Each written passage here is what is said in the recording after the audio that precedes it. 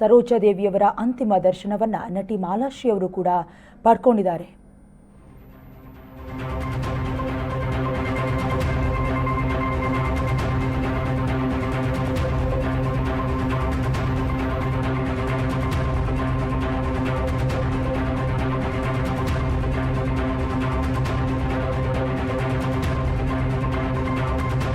ಈಗಾಗಲೇ ಸ್ಯಾಂಡಲ್ವುಡ್ಗೆ ಭರಿಸೋದಕ್ಕೆ ಸಾಧ್ಯವಾಗದೇ ಇರುವಂತಹ ನಷ್ಟ ಇದು. ಖಂಡಿತವಾಗಿಯೂ ಒಂದು ಕಡೆ ಚಂದನವನದ ಕೊಂಡಿಯೇ ಕಳಚಿ ಬಿದ್ದಂತಾಗಿದೆ. ಅವರ ಜೀವನದಲ್ಲೂ ಕೂಡ ಉತ್ತುಂಗದ ಶಿಖರವನ್ನು ಏರಿದ್ರು ಕೂಡ ಬೇರೆಯವರ ಅಂದರೆ ಸಹನಟರ ಜೊತೆ ಅವರು ಬಿಹೇವ್ ಮಾಡ್ತಾ ಇದ್ದಂತಹ ರೀತಿ, ಎಲ್ಲರನ್ನ ತಮ್ಮ ಸ್ವಂತ ಮಕ್ಕಳ ರೀತಿ ನೋಡ್ಕೊಳ್ತಾ ಇದ್ದಂತಹ ಪರಿಯನ್ನು ಕಲಾವಿದರು ನೆನಪಿಸ್ಕೊಳ್ತಾ ಇದ್ರು. ಇನ್ನು ಅವರಿಂದಲೇ ಕಥೆಯನ್ನು ಸೃಷ್ಟಿ ಮಾಡುವಂತಹ ಸನ್ನಿವೇಶಗಳು ಅದು ಆ ಸಂದರ್ಭದಲ್ಲಿ 1960ರಿಂದ 1980ರವರೆಗೂ ಸತತವಾಗಿ 20 ದಶಕಗಳ ಕಾಲ ಸಿನಿಮಾ ರಂಗವನ್ನು ಅವರು ಆಳಿದಂತಹ ಪರಿ ಇದೆಯಲ್ಲ, ಅದು ನಿಜಕ್ಕೂ ಕೂಡ ಬೇರೆಯವರಿಗೆ ಉದಾಹರಣೆಯಾಗುವಂಥದ್ದು.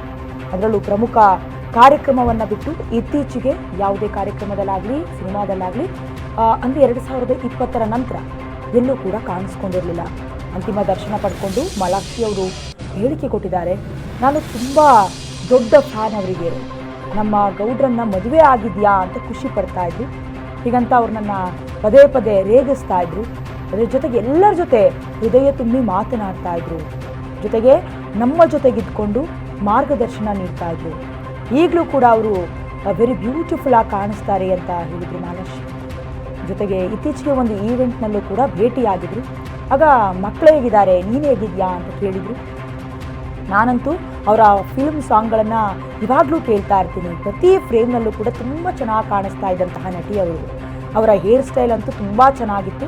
ಅವರ ಆತ್ಮಕ್ಕೆ ಶಾಂತಿ ಸಿಗಲಿ ಅಂತ ನಟಿ ಮಾಲಾಶ್ರೀ ಅವರು ಕೂಡ ಹೇಳಿದ್ದಾರೆ. ಅಂದರೆ ಒಬ್ಬರು ಉತ್ತಮ ಕಲಾವಿದೆಯಾಗಿ ಪ್ರತಿಯೊಬ್ಬ ನಟಿಯರ ಜೊತೆ ಪ್ರತಿಯೊಬ್ಬ ನಟರ ಜೊತೆ ಯಾವುದೇ ಹಮ್ಮು ಬಿಮ್ಮು ಇಲ್ಲದೆ ಯಾವುದೇ ದ್ವೇಷವನ್ನು ಕಟ್ಟಿಕೊಳ್ಳದಂತೆ ಕೇವಲ ಸಿನಿ ಜರ್ನಿಯಲ್ಲಿ ಮಾತ್ರ ಅಲ್ಲ, ವೈಯಕ್ತಿಕ ಬದುಕಿನಲ್ಲೂ ಕೂಡ ತುಂಬ ಸಾಮರಸ್ಯದಿಂದ ಇದ್ದಂತಹ ಹಿರಿಯ ನಟಿ, ಯಾರಿಗೂ ಕೂಡ ತೊಂದರೆಯನ್ನು ಕೊಡದಂತಹ ನಟಿ, ನಟಿಸಿದಂತಹ ಎಲ್ಲ ಸಿನಿಮಾಗಳಲ್ಲೂ ಕೂಡ ಆ ಸಂಬಂಧವನ್ನು ಗಟ್ಟಿ ಮಾಡ್ಕೊಳ್ತಾ ಹೋದರು.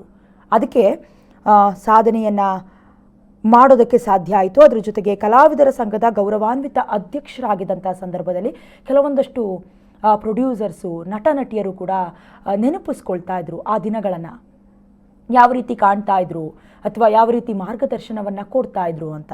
ಈಗಾಗಲೇ ಕೆಲವೊಂದಷ್ಟು ಕಲಾವಿದರು, ರಾಜಕೀಯ ವ್ಯಕ್ತಿಗಳು, ಗಣ್ಯಾತಿ ಗಣ್ಯರು, ಆಪ್ತರು, ಸ್ನೇಹಿತರು ಎಲ್ಲರೂ ಕೂಡ ಅವರ ಅಂತಿಮ ದರ್ಶನವನ್ನು ಪಡ್ಕೊಳ್ತಾ ಇದ್ದಾರೆ. ಕೊನೆಯದಾಗಿ ಅಂತಿಮ ದರ್ಶನಕ್ಕೆ ವ್ಯವಸ್ಥೆಯನ್ನು ಕೂಡ ಅವರ ಕುಟುಂಬದವರು ಮಾಡಿದ್ದಾರೆ.